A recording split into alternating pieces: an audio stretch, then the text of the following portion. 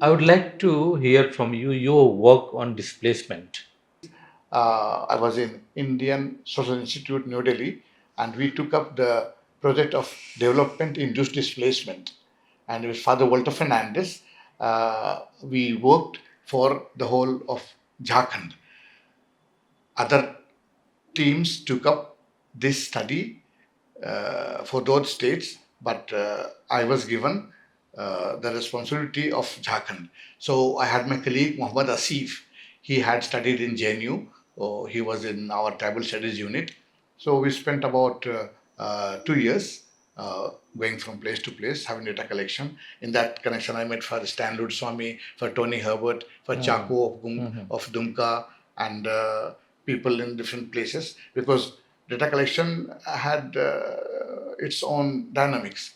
Okay, schedules had to be filled in, interactions had to take place, So all that made me more aware how people are the real owners of it, and because of which they are rich and they're unique, because they are connected to the resources, and that being taken away is trying to destroy their identity. So I had to be with them, and even the writing of reports helped very much.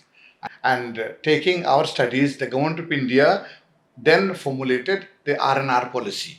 You see, that was the idea. Let us learn from the people as what they want, and how justly their rights could be restored.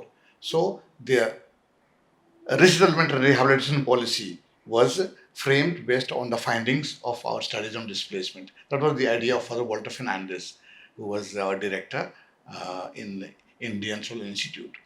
To some extent, we have achieved.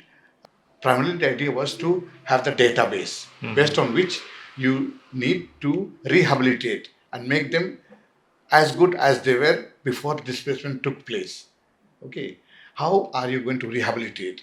Which is extremely difficult, because rehabilitation not only in economic terms but in social terms. Rites and rituals. Rites and rituals, and the entire culture. How do you do that? You are cut off from all that. You are taken elsewhere and then put in small huts and so on. It becomes extremely difficult. So it's been very difficult, and the whole phenomenon is unfair, I would say, the whole area of displacement. We have been talking about development without displacement. Acha, that is the new model that you No, propose. we have been thinking, have development without displacement.